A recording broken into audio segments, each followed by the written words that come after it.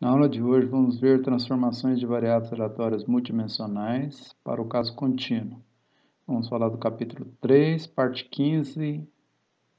Então o nosso sumário consta de transformações de variáveis aleatórias multidimensionais contínuas e vamos apresentar umas referências bibliográficas. Transformações de variáveis aleatórias multidimensionais contínuas. Nós vamos considerar transformações dadas pela função real vetorial g negrito, sendo g é a função que mapeia RP no RQ. E esse Q menor ou igual a P. Vamos concentrar em dois casos particulares. Quando o Q for 1, o caso unidimensional, então vamos mapear o RP para o R1, para o caso unidimensional. Podemos obter distribuição usando também o método da função geradora de momentos, para esse caso particular.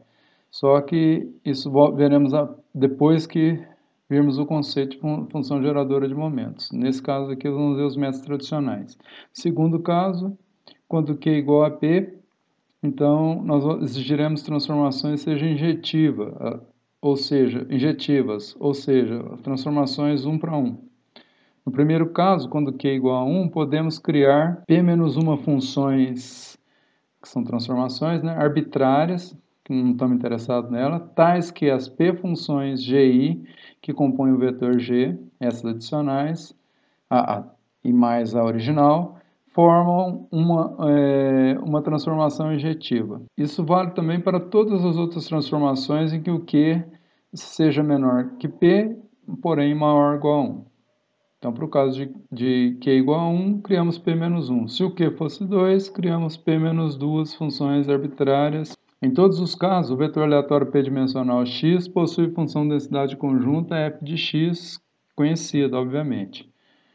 Queremos obter a distribuição da transformação y, vetor y, é g aplicada na variável aleatória x p-dimensional.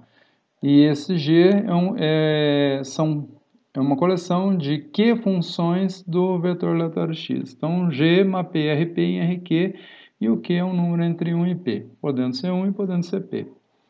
Se considerarmos um conjunto B, um evento B, pertencente ao Borel Q-dimensional, a sigma-álgebra de Borel Q-dimensional, então a função inversa G-1 aplicada nesse evento vai pertencer a sigma-álgebra de Borel p-dimensional, ou seja, a sigma-álgebra do espaço mensurável em que x está definida, e B está no espaço mensurável em que y está definido. Portanto, y pertence a B, variável aleatória y pertence a B, dessa sigma-álgebra de Borel, e x pertence a esse outro evento da outra sigma-álgebra de Borel, no espaço da variável aleatória, espaço mensurável da variável aleatória x original, esses dois conjuntos, esses dois eventos, são equivalentes.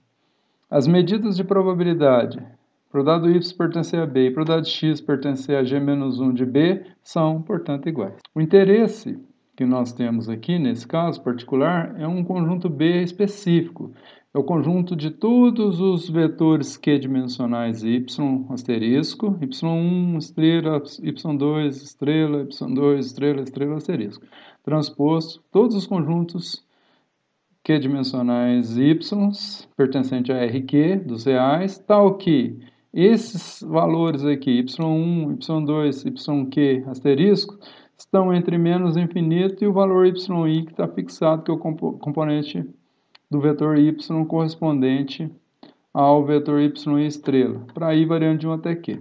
Então, para todos os yi asteriscos, são menores ou iguais a yi, de menos infinito a yi. Para yi pertencente a R1, para todo i variando de 1 a q, e q é um número entre 1 e p, como já mencionamos.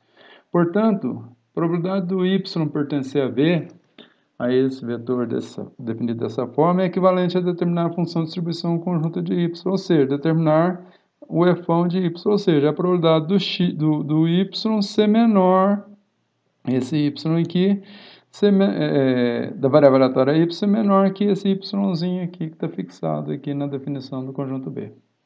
Este método, embora conceitualmente simples, é de difícil implementação. A dificuldade de se estabelecer o conjunto G-1 de B, que nós possamos determinar as probabilidades a partir do x que é conhecido, é muito difícil quando temos duas ou mais dimensões.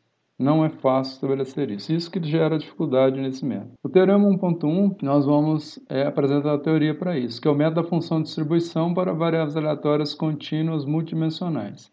Então, consideremos uma variável aleatória contínua multidimensional x, com função de distribuição de probabilidade efão de x negrito, variável aleatória p-dimensional, conhecida. Então, o efão, a função de distribuição de x é conhecida. E a função g, que vai mapear o RP no RQ, um espaço p-dimensional dos reais, no outro espaço q-dimensional dos reais. Então, y igual, a variável aleatória y, que é igual a g aplicado em x, na variável aleatória x, vetorial, é uma variável aleatória com função de distribuição dada por efão de y, que a probabilidade do y é menor que esse yzinho aqui, negrito, vetorial, é integral da f de x dx para todo x pertencente a essa região definida por isso aqui, g de x menor ou igual a y. E a função densidade, obviamente, usando o teorema fundamental do cálculo, é a derivada dessa densidade com relação a y. F de y é a derivada dessa densidade em relação ao vetor y. A gente usa o parcial, como já mencionei, quando a gente estiver derivando em relação a uma variável aleatória vetorial ou matricial. Vamos para a prova disso. A prova é bastante simples, né? Mas a execução desse teorema não é fácil, embora os conceitos por trás não sejam tão difíceis de entender. O efão, por definição, é a probabilidade do y ser menor ou igual ao valor que ele está sendo avaliado, que é o yzinho aqui. Então, a probabilidade do y ser menor ou igual a yzinho é o efão de y. Uma função de distribuição conjunta para as q variáveis y. Como y é dado pela transformação g aplicada em x, na variável aleatória x, então y é g de x. Então, a probabilidade do g de x ser menor ou igual a yzinho é equivalente, porque os eventos são equivalentes, como eu disse anteriormente, a probabilidade de x pertencer à região delimitada pela função inversa aplicada no conjunto B, ou seja, todos os y entre menos infinito a y. Então, aqui para cada componente, menos infinito a y1, menos infinito a y2, menos infinito a y3, menos infinito a yq, por as q dimensões desse evento B. Então, isso aqui me gera valores em x que são menores ou iguais a y.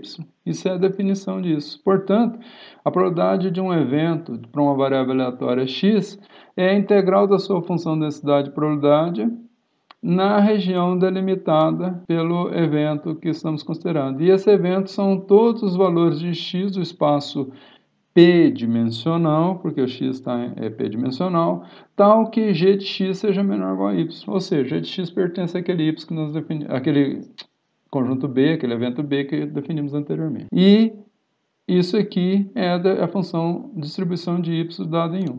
É essa função de distribuição aqui. Se nós usarmos o teorema fundamental do cálculo que eu já havia mencionado, derivando-se essa expressão da função de distribuição de y em relação a yzinho, obtém-se a função de densidade 2 que nós colocamos aqui. Então, se nós derivarmos esse aqui que nós obtivemos em relação a y, nós temos a densidade como a gente queria mostrar. Portanto, para achar o efão de y, nós temos que integrar a função original, a função de densidade original de x. Só que temos que determinar essa região, então, que é equivalente a essa função inversa aqui do evento B, que eu mencionei. Isso não é fácil de descobrir na prática. Lembrando que essa integração aqui é uma integração múltipla, né? Então, integrando, são p-integrandos aqui, então é a integração em relação a todos, dx1, dx2, dxp. É a nossa notação resumida de integração. A dificuldade de se aplicar esse teorema, ela é muito grande, pois é muito difícil determinar a região dada por g-1, que vai de menos infinito a y, né? Nesse intervalo multidimensional, q-dimensional, de menos infinito a y. Ou seja, caracterizar os valores de x tais que g de x seja menor ou igual a y, para a gente integrar aquela função densidade conjunta lá. Isso é muito difícil. Uma situação em que essa região de integração é mais facilmente obtida, pelo menos na maioria dos casos, é quando ela acontece de RP para R1.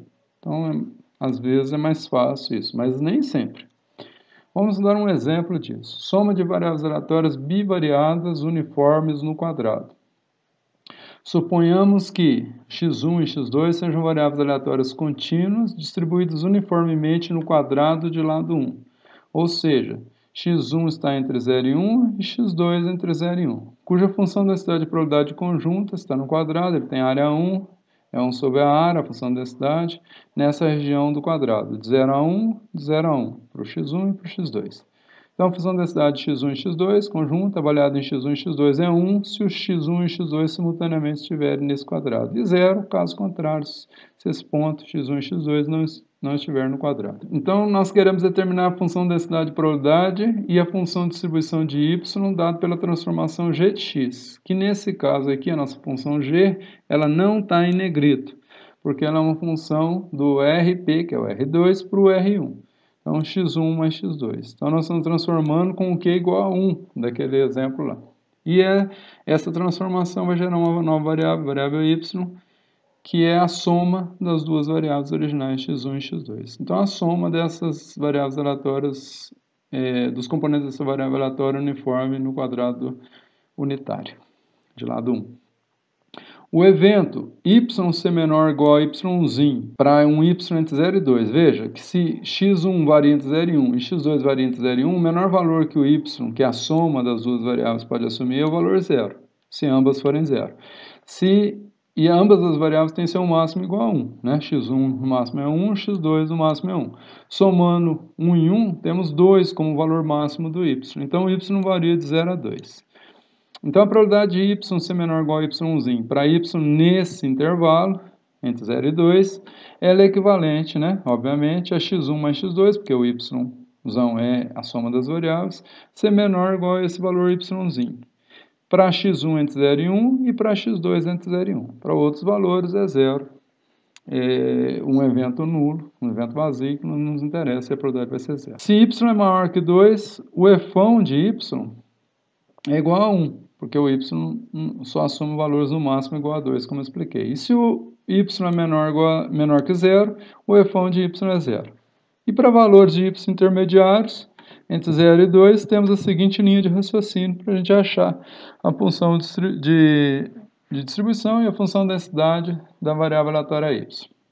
Então, vamos considerar a reta determinada por x2 mais x1 igual a y. Ou seja, x2 igual a y menos x1. Então, nós temos x2, x1 e a reta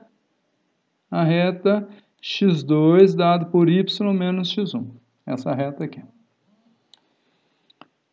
E ela, veja, que até esse ponto aqui, né, essa bissetriz aqui desse quadrado aqui, até ela passar por esse ponto, que eu posso variar essa soma, até passar nesse ponto aqui, nós temos um triângulozinho aqui, todos os pontos aqui, dentro dessa região, é o suporte da variável x1 e x2, tal que x1 mais x2 sejam menores ou iguais a y. x1 mais x2 seja menor ou igual a y. E a mesma coisa acontece aqui, só que nesse caso aqui, se a nossa reta estiver acima dessa bissetriz aqui, que é o ponto 1 e 1, o que acontece? A reta x2 igual a y menos x1, essa reta aqui, está aqui. Temos o quadrado unitário, né? x1 variando de 0 a 1, x2 variando de 0 a 1. Então, se nós percebemos, essa região e essa aqui levam a problemas de integrações diferentes. Então, nós vamos dividir a região em que, fixado um valor de y, um valor da soma, entre 0 e 1, então nós temos essa situação A, que essa reta vai passar no máximo na bissetriz aqui. E acima dessa bissetriz até o pontinho aqui, até ela passar aqui nesse ponto, da bissetriz até lá, é a região que o y vale 1 até 2. Até 2. Tem o y igual a 2. Então, se ela vai subindo aqui, né, o y vai passar no 2 aqui, passar nesse pontinho aqui e tocar o 2 aqui. Okay? Então, duas regiões diferentes. Vamos tratar cada uma de forma separada. As áreas sob a reta x2y menos x1 divididas pela área do quadrado refere-se ao efão de y para y dado entre 0 e 1. Então, se nós pegarmos essa área aqui e dividirmos pela área do quadrado, que é 1, então dividindo por 1 vai dar o próprio valor. Então, essa área desse retângulo é o efão do y, para esse caso. E a área dada por essa figura, que tem que ser calculada de uma forma diferente, porque não é uma área de um triângulo, senão é um triângulo, essa área é colorida, tem que ser tratada de outra forma. Dividido pela área do quadrado, dá o efão do y para y variando entre 1 e 2. E essa aqui para y variando entre 0 e 1. Então, nós vamos ter o efão subdividido em regiões de 0 a 1 e de 1 a 2. Menor que 0 e maior que 2, que nós já falamos antes. Podemos computá-los geometricamente com facilidade, é óbvio. Existem duas situações distintas, mas nós não queremos isso porque nós queremos mostrar o nosso método, né? Que é o método do efão para a gente integrar. A primeira refere ao caso em que o y varia entre 0 e 1 e a segunda que o y varia entre 1 e 2, como já mencionei. No primeiro caso, os valores x1 e x2 para os quais y é menor ou igual a y são todos os pontos do triângulo destacados de forma colorida. Esse triângulo aqui, essa área roxa e o azul. Devemos observar que a reta x2 igual a y menos x1, y fixo, y nesse intervalo entre 0 e 1, para a primeira parte, né? Ela forma um triângulo desse tipo, considerando a origem lá do plano cartesiano das retas x1 e x2. Os pontos correspondentes à região delimitada do triângulo são todos os valores de x1 entre 0 e y e de x2 entre 0 e y menos x1. Então, vejamos, fixa um valor de y, esse valor aqui. Eu posso fixar esse valor de y até 1. Então, minha reta no máximo, porque eu estou nessa região aqui, 0 a 1. Então, a minha reta no máximo, ela pode mudar aqui, ó, né? Posso passar ela aqui embaixo, posso passar ela mais em cima, mas no máximo na bissetriz aqui, desse quadrado. Então, o meu x1 vai variar de 0 a y. Mas e o meu x2? Se o x1 está fixado entre 0 e y, então se o x1 tiver um ponto aqui, o valor do x2, que é esse outro eixo aqui, vai variar de 0 até encontrar a retinha, porque acima da retinha não está mais achurado. E a retinha, quanto que ele vale? 1 menos x1. Então, se eu fixo x1 entre 0 e y, o x2 só pode variar entre 0 e y menos x1. É o que eu estou falando aqui embaixo. Ó. Então, o x1 eu posso fixar ele entre 0 e y, entre 0 e a retinha, e o y pode ser no máximo igual a 1, para essa região, para a primeira parte. E o x2 vai de 0 a y menos x1, que é o limitado pela reta, para y entre 0 e 1. Logo, a nossa integral, achar o efão de y, é a integral da nossa função de densidade conjunta de x, dx, né, dx1 vezes x2, para todo g de x menor ou igual a y. A nossa função, nossa soma, ser menor ou igual a y, ou seja, todos os valores de x1 e x2 que tem pontos abaixo daquela retinha lá, estejam dentro daquele triângulo.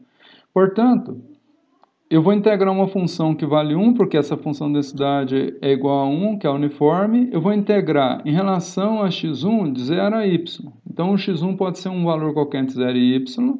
E o x2, que eu estou integrando aqui por dentro, né, como integrando de dentro, de 0 até a reta, y menos x1. Se eu integro esse primeiro integrando aqui em relação a x2, obviamente dá x2, e y menos x1 substitui x2 por y menos x1 e x2 por 0, faz a subtração, sobra y menos x1. Integro em relação a x1, então dá y(x1) e x1 ao quadrado sobre 2, está aqui.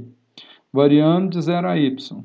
x1 igual a 0, x2 igual a y. Então, quando x1 for 0, quando x1 for y, então vai dar y ao quadrado. Quando x1 for y aqui, vai ser y ao quadrado sobre 2. E quando x1 for 0, vai dar 0 aqui e vai dar 0 aqui. Então, menos 0, nem coloquei aqui. Então, y² menos y² sobre 2 dá y² sobre 2. Se eu derivar o efão, eu tenho a densidade. Então, o efão de y para y entre 0 e 1 é y² sobre 2 e a função densidade do y é igual a y para y variando de 0 e 1. No segundo caso, que nós temos a outra região, eu reproduzi o caso B aqui, o nosso y variando, né? Então, a soma maior que 1. Então, a nossa reta passando dessa bissetriz aqui para um ponto acima, eu coloquei ela num determinado valor aqui.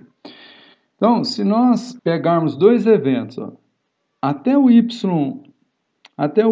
menos 1, que é esse ponto aqui, ó, esse ponto que a reta toca esse lado aqui, fácil de determinar, então esse ponto vale y menos 1.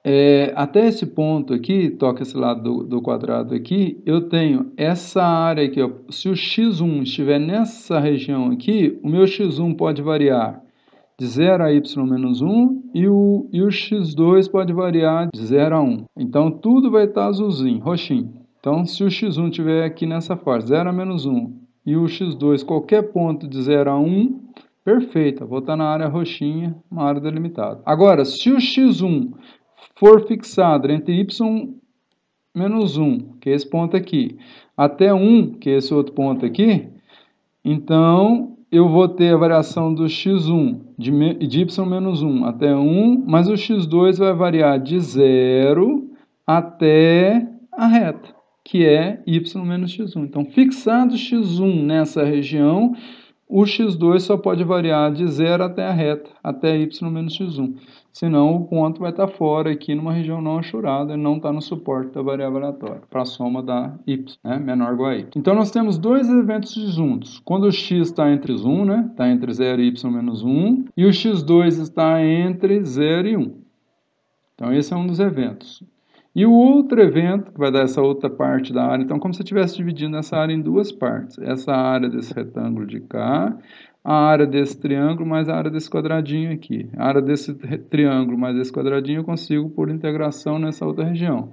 x1 variando de y menos 1 até 1, que é essa região aqui embaixo, até aqui. E o x2 variando de 0 até a reta, que dá essa região roxinha aqui, a área desse triângulo que está aqui, mais a área desse quadradinho que está aqui, até y menos x1, que é a reta.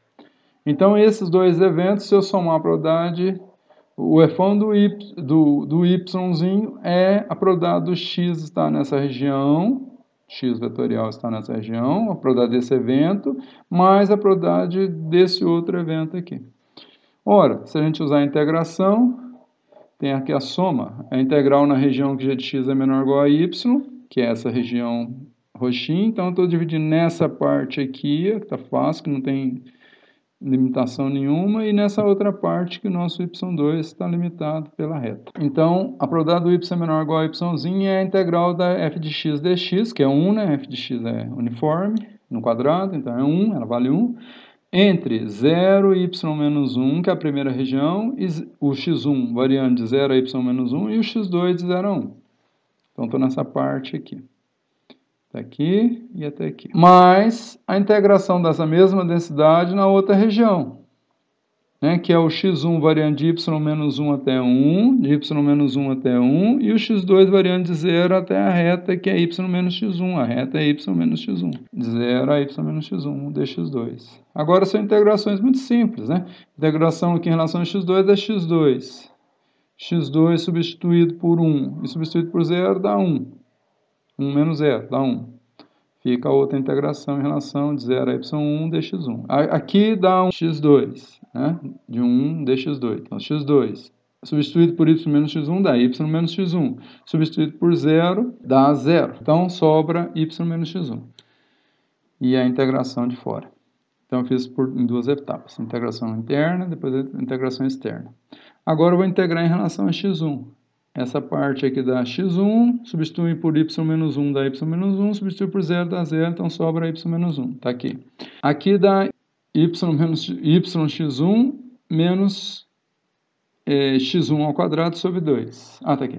yx1, x1 ao quadrado sobre 2.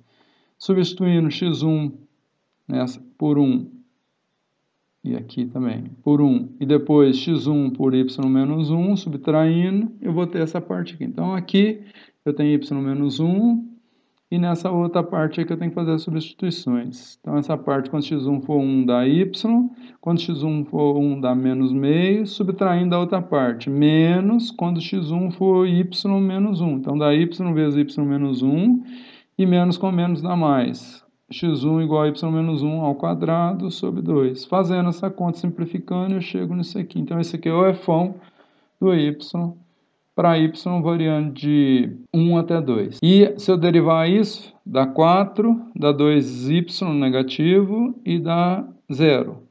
Dividindo por 2 dá 2, 2y por 2 dá y. Então, 2 menos y para y entre 1 e 2. Assim, resumindo todos os resultados, nós temos a densidade do y igual a 0, se o y é menor que 0 ou se o y é maior que 2. A densidade do y é igual a y se o y está entre 0 e 1, que é aquela primeira parte que nós achamos, e se o y está entre 1 e 2 é igual a 2 menos y. Para outros valores é igual a 0. E a mesma coisa para o fão. Se o y é menor que 0 é 0, se o y é maior que 2 é 1, se o y está entre 0 e 1 é y quadrado sobre 2, e se o y está entre 1 e 2 é essa funçãozinha, 4y menos y quadrado menos 2 sobre 2, que acabamos de achar aqui. O outro fão lá da outra parte, ó, y quadrado sobre 2 e o f'inho y. Então tá aí o resumo de tudo. No primeiro caso, em que y está entre 0 e 1, na área do triângulo dividido pela área do quadrado, resulta na função de distribuição de y. Ora, qual que é a área desse triângulo aqui no primeiro caso? Esse aqui é y, essa altura é y. Como é que é a área do triângulo? Y vezes y, base vezes altura, dividido por 2. Y quadrado sobre 2, que é o fão da primeira parte. Y quadrado sobre 2, dividido por 1. Eu não posso esquecer de dividir pela área do quadrado todo. Então, dividir por 1 dá y quadrado sobre 2, porque a área é 1. É um triângulo, é um quadrado unitário.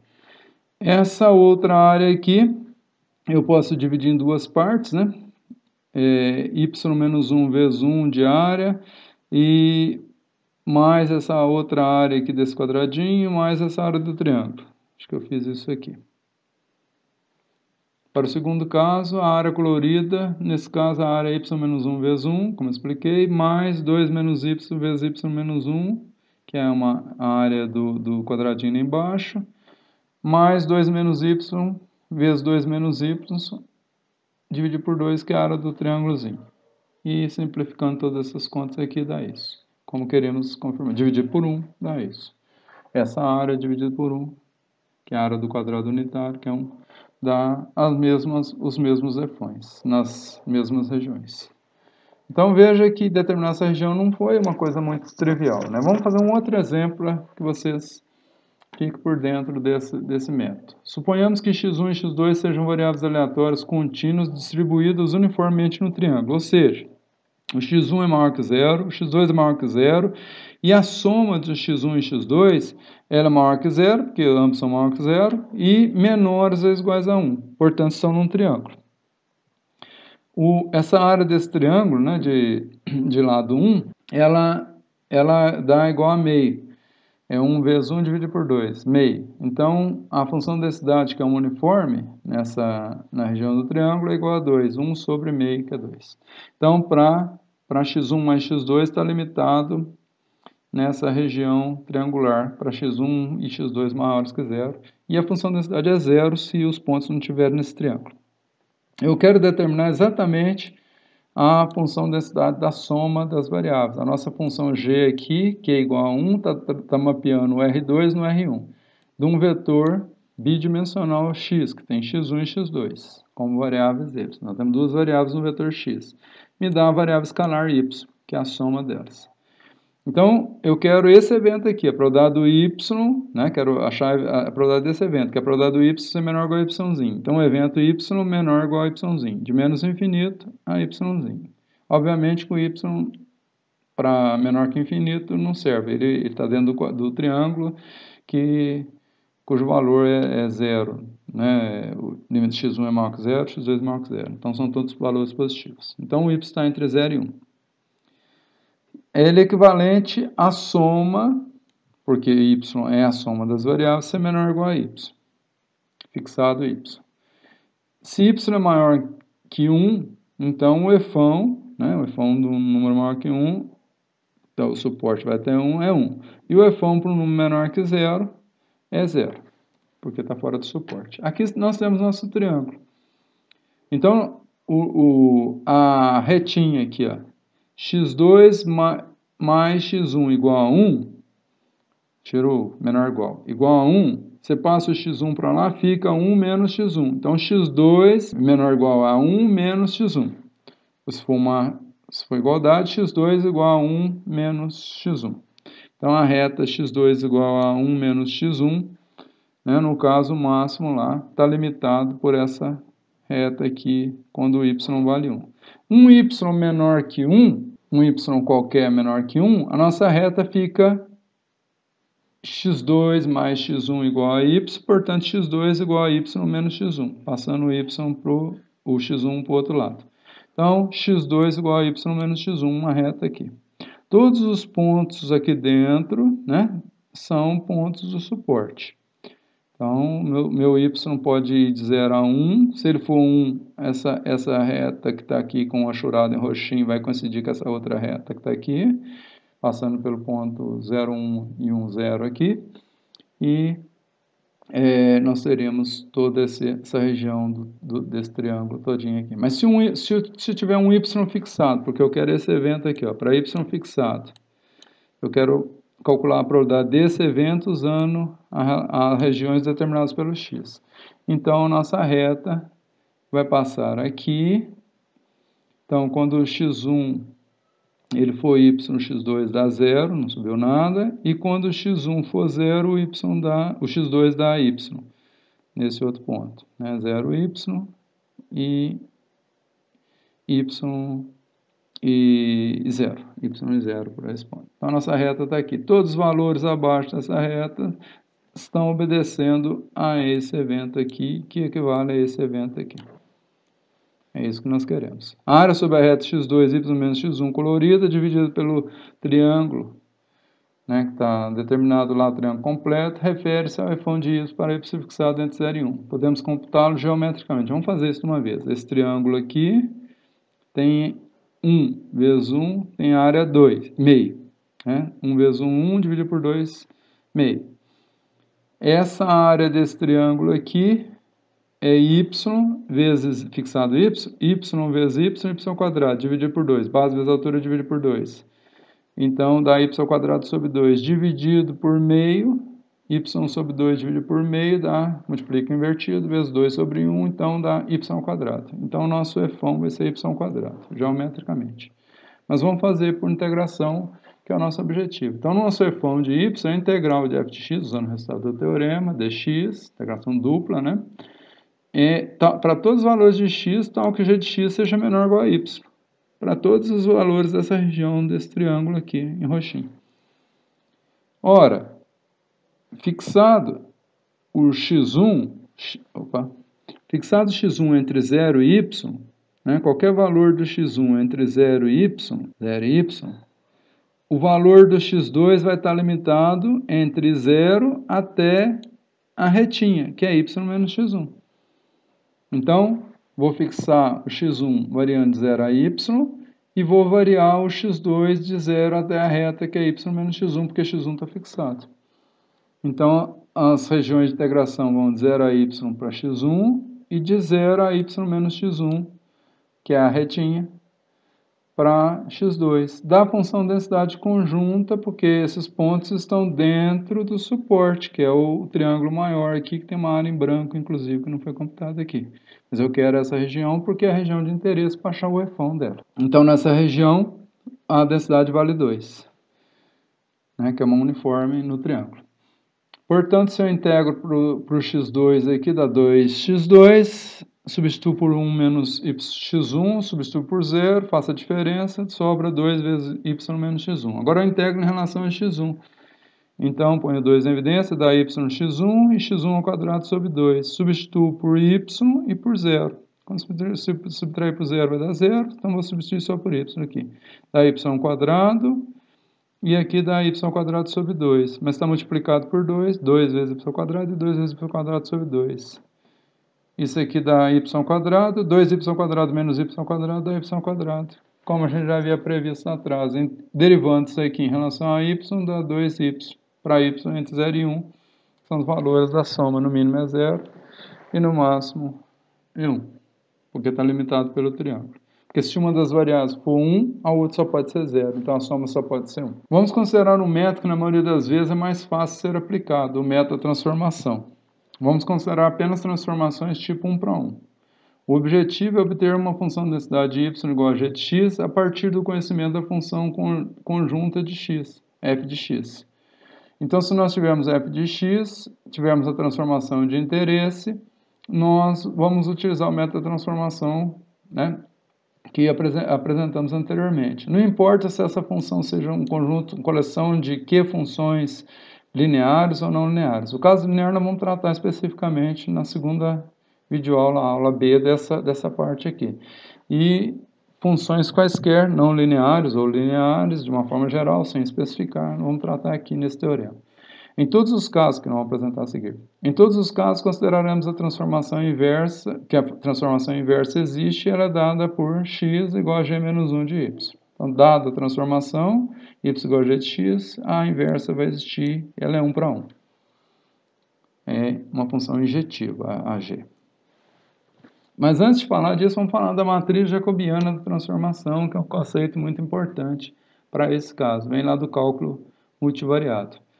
Consideraremos a variável aleatória multidimensional x, pertencente a RP, agora nós falamos, uma função injetiva 1 para 1, g, que mapeia RP em RP, se é injetiva só pode ser mapeada da mesma dimensão para a mesma dimensão, é 1 para 1, tal que y igual a g de x. Então, a nossa transformação é a função g aplicada a x me retorna y, que tem a mesma, agora o q sempre igual a p.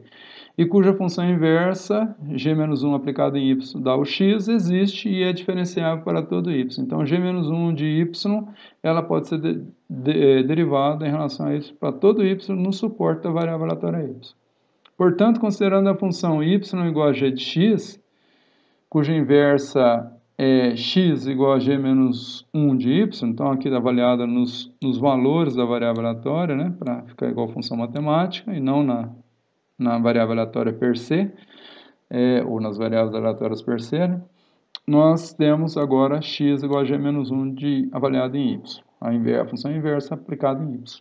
Então, a matriz, que é a derivada parcial de g menos 1 de y em relação a y, é o que a gente chama de matriz jacobiana da transformação. Então, como essa g menos 1, ela tem uma função inversa 1, uma função inversa 2, são os componentes, até uma inversa q, então nós temos uma gzinha, veja, não negrita aqui, ó, g menos 1, 1, g menos 1, 1, g menos 1, 1, avaliada no vetor y, é uma função do p dimensional para o unidimensional. Aqui a g menos 2 em toda essa linha aqui, e aqui embaixo a g menos 1 índice P, em toda essa linha aqui. Essa derivada aqui corresponde a derivar cada um dos componentes da função inversa, que são P componentes, né, de 1 a P, em relação a y1, em relação a y2, em relação a y3, até em relação a yp. A G2 inversa, em relação a y1, em relação a y2, assim por diante, até yp. E a GP menos 1, a inversa, o componente GP, né, inverso, aplicado em y, derivado em relação a y1, em relação a y2, até em relação a yp. Essa matriz aqui é chamada de matriz jacobiana da transformação. Então, a derivada da função inversa em relação ao vetor y equivale a derivar cada um dos p componentes desse vetor em relação a cada um dos p componentes desse outro vetor. Esse vetor aqui, g menos 1 de y, é o x1. Então, é isso equivalente a derivar o x1 em relação a y1, o x1 em relação a y2, até o x1 em relação a yp. Aqui o x2 em relação a y1, o x2 em relação a y2. Então, a gente deriva o que a gente tem, a função da densidade do x é conhecida, em relação a cada um dos componentes da nova variável que a gente quer obter a nova densidade. Essas derivadas, né, até o componente xp. Então, derivado do xp em relação a y1, do xp em relação a y2 e assim por diante, até do xp em relação a yp. Então, nós derivamos o x em relação aos y. Os x são os componentes, x1, x2, xp são as funções inversas, os componentes da função inversa, g1, g-1, 1, g-1, 2, g-1p. O determinante dessa matriz, né, definição 1.2, é chamado de jacobiano da transformação. Então, se nós pegarmos o jacobiano dessa transformação, esse símbolo aqui é o determinante, isso aqui é uma matriz, isso aqui é a matriz jacobiana, é o determinante daquela matriz que nós apresentamos anteriormente, né, na expressão anterior aqui, ó, jacobiana. Veja que é a matriz e aqui o determinante dessa matriz aqui. Como a transformação é 1 para 1, esse jacobiano é um valor ou positivo ou negativo. Então, esse aqui é o jacobiano da transformação, o determinante da matriz jacobiana da transformação. Como esses resultados do cálculo multivariado, nós podemos anunciar o método transformação agora para o caso multivariado. Esse método, quem quiser ler sobre isso aí, pode ler nesse livro aqui, ó, Matemática ou Análise, segunda edição, Boston, 1974, 492, par do Apostol TM. Então, esse livro aqui é a nossa única referência desse tópico aqui. O teorema 1.2, né, método jacobiano de transformação. Nós vamos considerar uma variável aleatória x pertencente a RP com função densidade de probabilidade conjunta f de x. Né? O vetor x tem densidade absolutamente contínua. E a função injetiva 1 para 1. G, que mapeia RP em RP, porque ela é 1 para 1. Tal que y igual a g de x é a transformação que queremos, é a g aplicada em x, dá a nova variável y, e cuja inversa existe também e é conhecida. X igual a g menos 1 de y. E ela é diferenciável para todo y pertencente ao suporte y, como a gente acabou de falar. Então, a função de densidade de probabilidade de y, ela é... Só voltar um pouquinho aqui para falar um negócio para vocês. Tá vendo? Então, esse símbolo aqui, por se tratar de uma matriz como argumento, é o determinante, ó, dessa matriz. E o valor do determinante é um número escalar, uma expressão escalar, 1 para 1. Agora aqui, a nossa função de densidade de y, então, é f de y avaliado em y, é a função de densidade de x avaliada em x vezes o valor absoluto desse jacobiano da transformação. Esse j é o jacobiano da transformação, uma expressão escalar. Esse módulo aqui, então, esse símbolo aqui não é mais determinante, é o módulo desse jacobiano. O determinante já foi computado lá. Então, J já é um determinante de uma matriz, e o absoluto dele desse jeito. Então, tem que tomar cuidado para não confundir o determinante lá com o módulo de cá. Ora, o x, né, se o x é o g-1 aplicado em y. Nos seus argumentos, quando o y for argumento, dá o x de cá. Então, esse x aqui, na verdade, é o g-1 de y. Então, é a função de y, a função de densidade de y avaliada em y, é a função de densidade x avaliada na função inversa aplicada em y, vezes o valor do jacobiano da transformação, em módulo, valor absoluto. Sendo que J deve ser não nulo para o suporte de Y. Então, isso deve acontecer naturalmente. Vamos considerar a prova disso. Então, se nós tivermos aquele conjunto B, todos os valores do Y, Q componentes, pertencente ao RQ, tal que cada componente desse aqui esteja entre menos infinito e YI, o iésimo componente desse vetor Y, para o qual nós queremos achar a função de densidade. I variando de 1 aqui. Se aplicarmos a função inversa, G-1 a esse conjunto, G-1 desse conjunto é todos os elementos de X, é o conjunto de pontos X no RP, porque o X está no RP. Aqui também esse Q, porque a nossa função, eu esqueci de mencionar isso, a nossa função é P-dimensional, então o nosso Q lá, que eu estou usando a notação do Q, é o próprio P, né? Então esse Q aqui, na verdade, é P, tá? Então, todos os elementos X pertencentes a RP, o conjunto dos elementos X, uma região do espaço P-dimensional dos reais, tal que G de X pertence a B, ou seja, G de X está nessa região de menos infinito a Y1, simultaneamente para os P componentes do vetor Y. Então, X pertence a RP, tal que o G aplicado em X seja menor ou igual a Y. O conjunto B e G-1 de B são equivalentes em espaços mensuráveis diferentes, né? O B, ele é esse conjunto que está no espaço mensurável da variável transformada, Y, e o G menos 1 de B são o conjunto em X, então está no espaço mensurável da variável aleatória X original que a gente está transformando.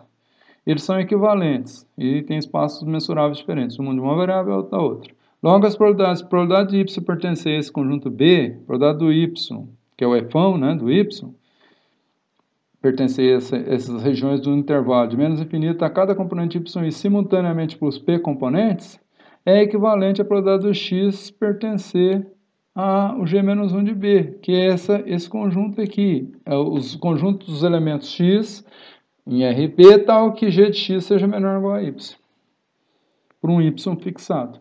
Portanto, o Fão de y, a probabilidade do y ser menor ou igual a yzinho, esse evento que nós queremos, achar o Fão do y primeiro, é a probabilidade da transformação g de x, aplicado de que o y é dado no teorema, o y é a transformação g aplicada em x, ser menor ou igual a yzinho, que é o valor fixado que nós estamos em interesse. Isso equivale a x pertencer a esses conjuntos aqui, ó, os conjuntos de pontos reais p-dimensionais x, em que g de x é menor que y. Todos esses pontos que obedecem a isso equivalem a pontos que a variável aleatória y seja menor que o yzinho, né? Porque a transformação é 1 para 1. Ora, eu preciso integrar então a função densidade de x nessa região delimitada por essa função inversa aplicada nesse conjunto G-1. Ou seja, então vamos fazer uma transformação de variáveis, vamos usar o cálculo multidimensional, vamos transformar. Quem é x? X é G-1 aplicado em y. Xzinho é G-1 aplicado em yzinho. Então, se nós aplicarmos essa transformação, substituindo x pela transformação, que é G-1 aplicado em yzinho, né, e essa região aqui, na transformação, corresponde, na transformação inversa, corresponde a y, tá, de menos infinito a yi, né, menos infinito a y1 por y1, menos infinito a y2 por y2, menos infinito a yp por yp. É a função da densidade avaliada nisso vezes o valor absoluto do jacobiano da transformação, que é a derivada da função inversa em relação a y. Ora, essa função de densidade aqui é a densidade de cada componente aqui, ó. Avaliado, isso aqui é o j. Se nós aplicarmos o teorema fundamental, isso aqui é o Fão, portanto, ó, do y. Esse é o Fão do y. Com a transformação eu consigo achar o Fão, teria que integrar. Se eu aplicar a derivada desse Fão em relação ao vetor y, eu vou ter uma derivada em relação a y1, em relação a y2, em relação a yp, em relação ao vetor y como um todo. Então, a derivada parcial dessa função, então se eu usar o teorema fundamental do cálculo, eu tenho a função densidade que eu pretendia, que é f de x aplicada nas funções inversas, componente a componente, ou vetorialmente, vezes o jacobiano da transformação que veio lá do cálculo. Então, bem simples de se mostrar isso, como queríamos mostrar. Mais ou menos, né? Simples. Na prática, nem sempre estamos interessados no mapeamento de RP em RP. Às vezes, nós queremos um valor menor. Como é que eu poderia usar esse teorema? Vamos supor que eu tenha 10 variáveis e eu quero obter a distribuição de 5 variáveis. A soma, o produto ou alguma outra coisa. Como que eu vou obter? Se eu tenho 5 e 5 não vai ter uma transformação 1 para 1. Então, nesse caso, as condições do teorema 1.2 não são atendidas e podemos contornar isso usando o resultado do seguinte corolário. A função não injetiva de variáveis aleatórias multidimensionais. Suponhamos que x seja um vetor p-dimensional de uma variável aleatória p-dimensional em RP, com função densidade e probabilidade conhecida. E g de x é uma função não injetiva, g, que vai mapear RP em RQ com Q menor que P. Menor, estritamente menor. Então é não injetiva. Não pode ser injetiva se tem menos, se o número de funções aqui é menor que o número de variáveis originais que eu estou transformando. Então podemos completar a coleção de funções reais g de x. Então, é isso que nós estamos propondo, né? Completa a coleção de funções reais, as Q funções até chegar em P, com P menos Q funções arbitrárias, que eu não tenho interesse nela, só para que as condições do teorema 1.2 sejam entendidas. Ou seja, que o conjunto total de P variáveis, as Q que eu tenho, mais as P menos Q, que eu acrescentei arbitrariamente, forme uma transformação, um G asterisco de RP para RP. Uma vez obtida a distribuição em RP, a marginal que me interessa de RP para RQ é obtida integrando-se a função de densidade e probabilidade conjunta. Então, eu integro para aquelas em relação às P menos Q variáveis que eu construí arbitrariamente para completar o posto da matriz jacobiana da transformação, para ter determinante não nulo. E aí eu integro essa função densidade conjunta em relação a P menos Q e eu vou ter uma função conjunta em relação às Q variáveis de interesse. Então, esse é o corolário. Não preciso demonstrar nada disso, porque eu atendo o teorema. O exemplo 1.3, que vamos falar agora, trata da soma de variáveis aleatórias uniformes no quadrado. Vamos revisitar aquele problema que a gente já havia tratado de outra maneira. Então, suponhamos que x1 e x2 sejam variáveis aleatórias contínuas, distribuídas uniformemente no quadrado de lado 1, no quadrado unitário. Ou seja, x1 tem suporte no 0, 1, e x2 também tem suporte no 0, 1. Ou seja, x2 varia entre 0 e 1. Cuja função densidade e probabilidade conjunta, como é uniforme no quadrado, o quadrado tem área 1, então a densidade é 1. Então, f de x1 e x2, variado em x1 e x2, para todos x1 entre 0 e 1 e x2 entre 0 e 1, variando independentemente, é igual a 1. E 0, caso o ponto não pertença ao quadrado unitário. Nós queremos determinar a função de densidade e probabilidade da variável aleatória y1, dado pela transformação g1, uma função real escalar, do vetor x bidimensional, então uma função que mapeia o R2 no R1, dado pela soma de x1 mais x2. Não dá para usar o teorema, porque nós temos o R2 para R1, né, o nosso Q igual a 1, e é menor que 2. Portanto, usando o resultado do corolário que acabamos de apresentar, a transformação G1 é univariada, é uma transformação do R2 para o caso unidimensional, R1. Então, nós vamos criar uma transformação arbitrária, G2, para complementar o posto da matriz jacobiana da transformação, para que nós tenhamos o jacobiano da transformação um valor diferente de zero, o determinante lá um valor diferente de zero. Então, criamos a variável y2, dada pela transformação escalar real G2, aplicada no vetor real x, né, composto das variáveis x1 e x2, bidimensional, e é igual à função identidade para a variável x2, ou seja, y2 é a própria variável x2, y2 tem a mesma distribuição, portanto, da variável x2. Então, y2 vai ter suporte em 0 e 1, porque é o próprio x2. E o y1 vai ter suporte no 0, 2, porque é a soma, né? Quando os dois valores forem 0, dá o mínimo, 0. Quando os dois valores, x1 e x2, forem o máximo, que é 1, então 1 mais 1, 2. Então, o y1 vai ter valores no suporte entre 0 e 2, e o y2 no suporte 0 e 1, porque o y2 é igual à própria variável x2. Então, criada essa transformação, nós temos a função g, bidimensional nesse caso, com os componentes G1 e G2, que acabamos de apresentar, a soma e a variável x2, né? Transposta aqui, e na verdade é um vetor coluna, ela é injetiva, ela é 1 para 1, e a sua inversa é dada por G-1 aplicado no vetor y, y e y2, tem o componente G-1, 1 do vetor y, que é a diferença, e G-1y, que é a própria y2. Como é que nós obtivemos isso? Basta isolar o x2 aqui. Quem é x2? x2 é y2. Então, essa aqui é a g2 menos 1 do y. Então, é o próprio y2. x2, então, G menos 1 índice 2 do y é o y2. É igual ao x2. E, substituindo x2 por y2, que acabamos de encontrar aqui, nós temos y1 igual a x1 mais y2. Portanto, x1, que é a g1, a G-1 índice 1 do y, dado por y1 menos y2, que é o próprio x1. Então, a diferença, y1 menos y2, que é a segunda função inversa aqui, tem o mesmo suporte do x1, entre 0 e 1. E o segundo componente, que é o x2, a segunda função inversa, ela é igual ao x2, portanto, que é o y2. Portanto, o y2 aqui tem suporte no 0,1. Nós vamos utilizar o resultado do teorema Agora, porque nós completamos o posto da matriz jacobiana, então a densidade do y é a densidade do x avaliado na função inversa e vezes o valor absoluto jacobiano da transformação.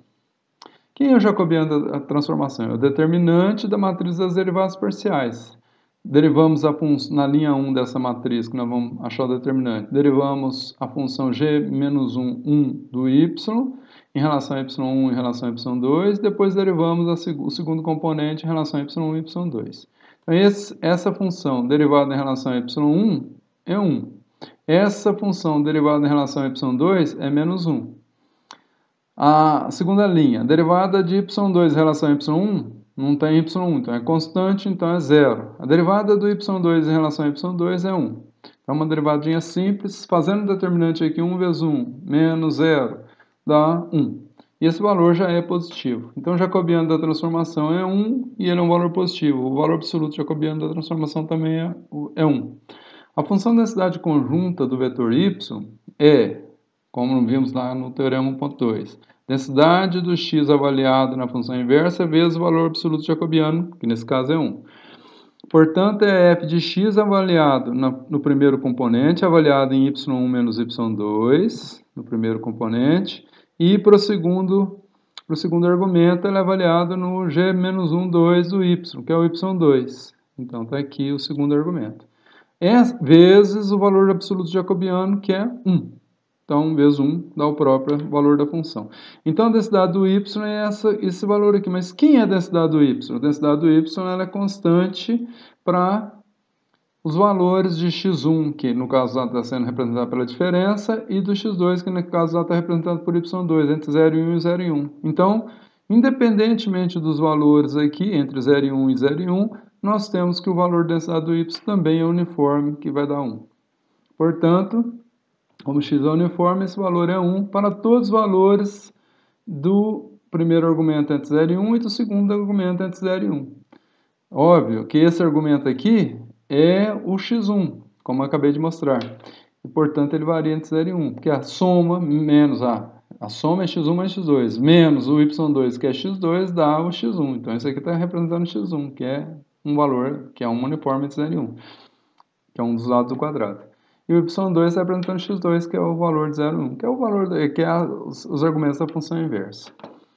Portanto, para outros valores fora desse quadrado unitário, ela é igual a 0 para outros valores. Mas veja agora como está a nossa função, né? Não é exatamente um quadrado uniforme, porque não é x1 aqui, não é x2 aqui. Aqui é equivalente, né? Y2 só trocou, mas aqui tem uma diferença, né? Dado pela diferença. Então, y1 é a soma de x1 e x2, possui suporte no intervalo 0 e 2, e é a variável que a gente quer achar a densidade. Logo, se a gente resolver isso aqui, essas duas inequações, vamos resolver do lado de cá primeiro. Vamos isolar y2 aqui. y2 vai variar quando eu passar y1 para lá, y2 menos y2 vai ser maior que menos y1. Multiplicando por menos 1, para tirar o sinal negativo, então fica y2 menor do que y1. Então, y2 menor igual a y1. Resolvendo a equação do lado de cá, y1 menos y2 menor igual a 1, isolando o y2, passamos o y1 para lá. Então, fica menos y2 menor igual a 1 menos y1. Multiplicando por menos 1, y2 maior igual a y1 menos 1. Então, y2 maior igual a y1 menos 1. Então, essas desigualdades são equivalentes a essas desigualdades em relação a y2. A densidade é 1 para, como a gente já explicou, se isso aqui for estabelecido. E o y1 é um valor que varia entre 0 e 2. Então, a gente vai ter o seguinte esquema para vocês entenderem. Então, y2, y1 num eixo, que varia entre 0 e 2, e o y2, que é a própria variável x2, no outro eixo, varia entre 0 e 1. Então, nosso quadradinho está aqui, né? Mas a nossa variável y1, ela varia entre 0 e 2, vem até aqui.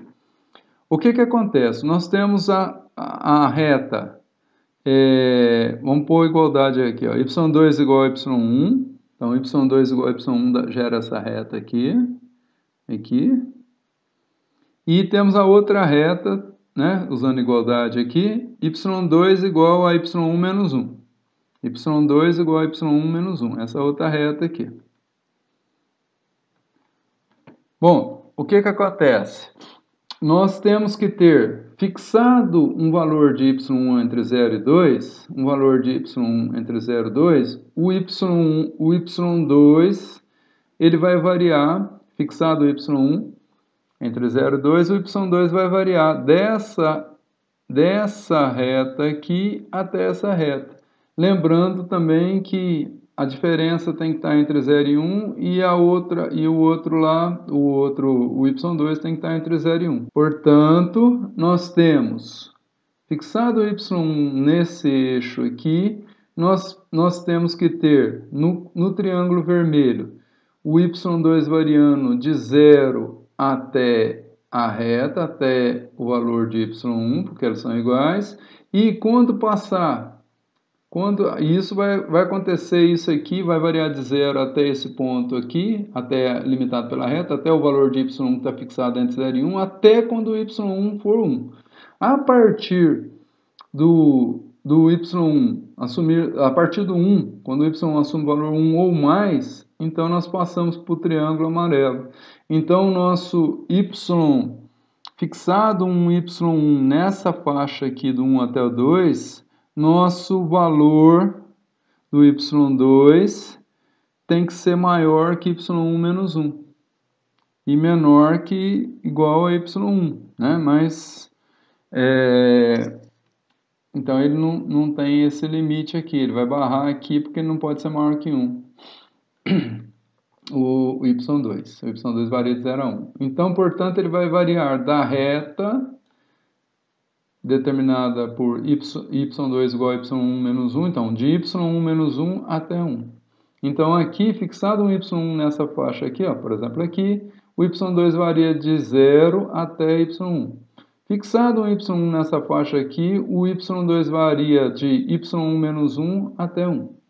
Então essa região desse paralelograma, que está pela junção dos dois triângulos, o vermelho e o amarelo, é a região onde nós devemos integrar a função densidade conjunta em relação a y2 para obtermos a densidade marginal do y1, que é a soma a qual nós pretendemos obter a densidade marginal.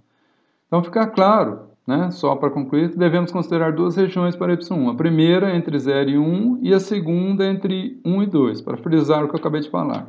A distribuição de y1 é que nos interessa, então devemos tomar a marginal integrando a função densidade conjunta em relação ao y2. Se fixarmos y1 nessa primeira região, entre 0 e 1, triângulo em vermelho, devemos integrar a conjunta de 0 até a reta y2 igual a y1. Devemos integrar a reta aqui, ó, de 0 para o y2. O y2 varia no eixo ordenado aqui, então de 0 até a reta. Não podemos ir lá porque está fora do suporte. Pois teremos que ter y2 menor ou igual a y1, que é limitado lá naquelas equações que nós desenvolvemos anteriormente. Para que y1 menos y2 esteja entre 0 e 1. E a densidade, portanto, vale a 1. Se fixarmos y1 entre 1 e 2, que é a segunda região, triângulo amarelo, então y2 irá variar da reta y1 menos 1 até 1, na região amarela, até a unidade. Então, no primeiro caso, a função densidade marginal, né, então nós vamos integrar a densidade conjunta, que vale 1, entre 0 e y1, entre 0 e a reta y2 igual a y1, ou seja, se o y1 está fixado, o y2 vai valer y1, então de 0 a y1. Então, integramos de 0 a y1 uma densidade que vale 1 em relação a y2. Ora, isso aqui dá y2, substituindo y2 pelo limite superior, e substituindo y2 por 0, dá y2 menos 0. y2 igual a y1, então y1 menos 0. Então, dá y1. Então, a densidade para y1 variando entre 0 e 1 vale y1.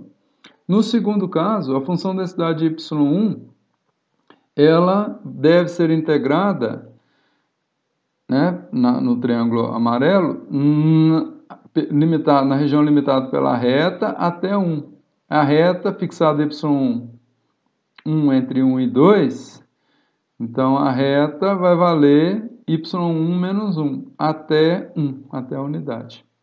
Então, y1 menos 1 até a unidade em relação a y2. Mesma coisa, isso aqui vale 1, porque é uma uniforme, acabamos de mostrar quanto que vale essa densidade, de y1 menos 1 até 1. Isso dá y2, substituindo y2 por 1 dá 1, substituindo y2 por y1 menos 1 dá y1 menos 1.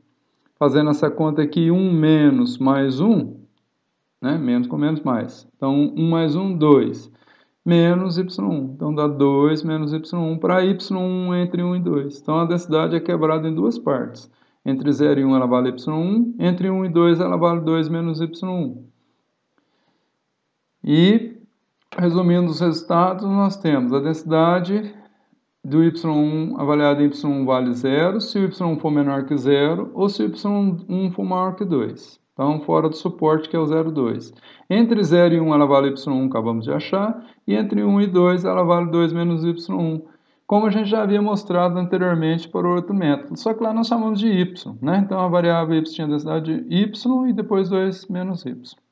Nessa faixa aqui, por outro método totalmente diferente. Na próxima aula, vamos falar das transformações lineares do método de Box-Meter.